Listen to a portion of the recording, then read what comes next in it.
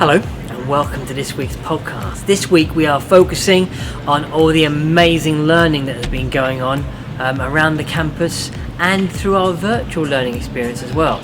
So we've got just so many things to share with you about the enthusiasm and the determination and the focus and all the amazing inspiring lessons that our teachers have been designing for our students. We've had some fantastic work in year 2 with our maths rock stars. There were some great costumes and just really inspired young people learning about their mathematics this week in year 2. In year 5, they were imagining what would it be like to create your own constellation. I mean, just think about that for a second and all the things that are involved in a project like that. But just again, inspirational work from our young people, and they come up with such great ideas.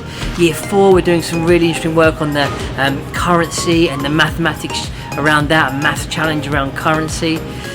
And it's been an historic week for us here in the US, and it's been really important for us also to help our students understand that we are currently living through history.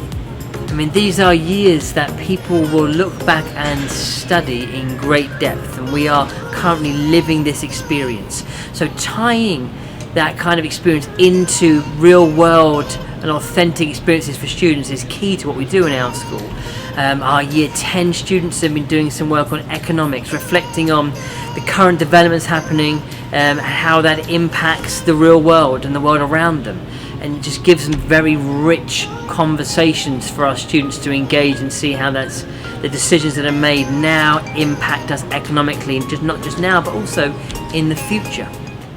And we've been really proud this week that one of our values, unity, has been such a prominent value here in the US.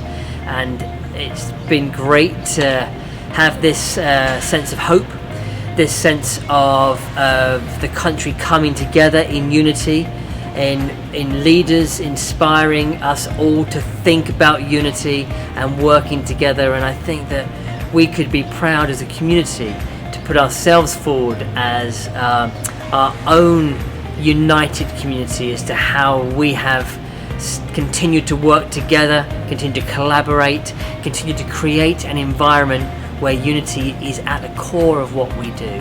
And we would be a great reflection of how this world can move forward together more efficiently, more effectively, making sure that everybody is looked after through values like unity.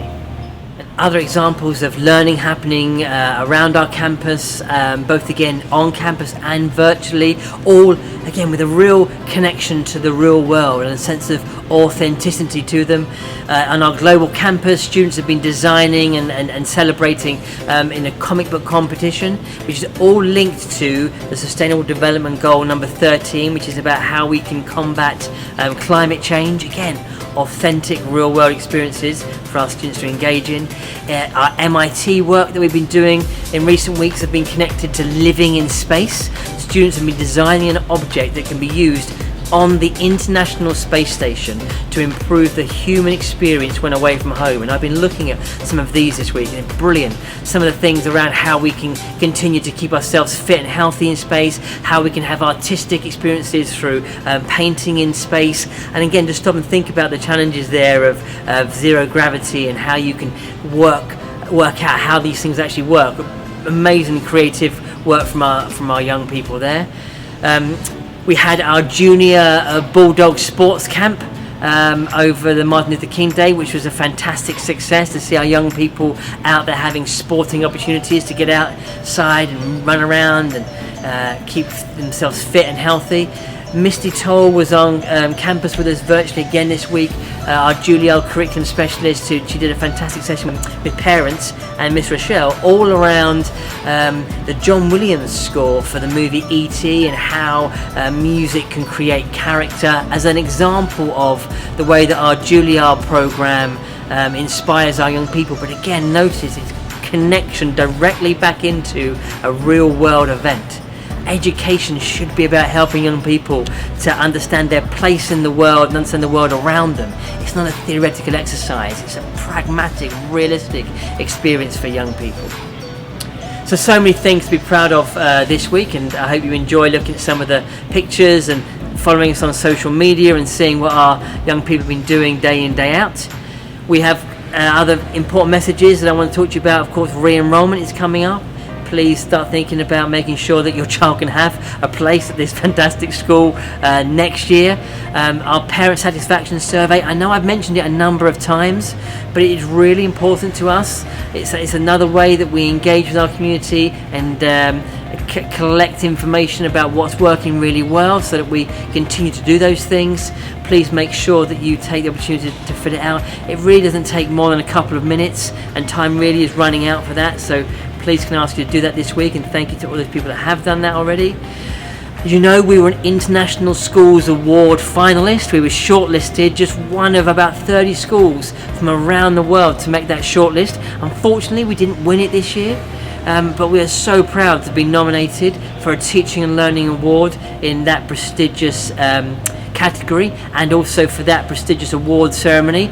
Keep your eye out, because I think we can be nominated for future awards in the coming years. Some fantastic, so many great things happening in the school that we could celebrate there. And I'm going to talk a little bit about COVID-19 and safety. And again, I know it's tempting at this point to think, here we go, same old thing. But we are in this situation. The reason why we can be so proud of how we have taken a united approach to this, and why unity has been such a key part of our success as a community, is the approach that we've taken, is the fact that everyone has taken their personal responsibility seriously, done their best to make sure they support not just their own family, but also keeping our whole community safe. It is a particularly difficult time. In many ways, we are in the worst case in the local area and as a country from this entire pandemic that we've been involved in. So we need to all make sure we continue to stay focused on doing the right things: the social distancing, the mask wearing, the washing of our hands. Again, just think carefully about it. But again, at the first sign of any illness, we need to make sure that we are not risking spreading that to the wider community. So please do stay focused on that.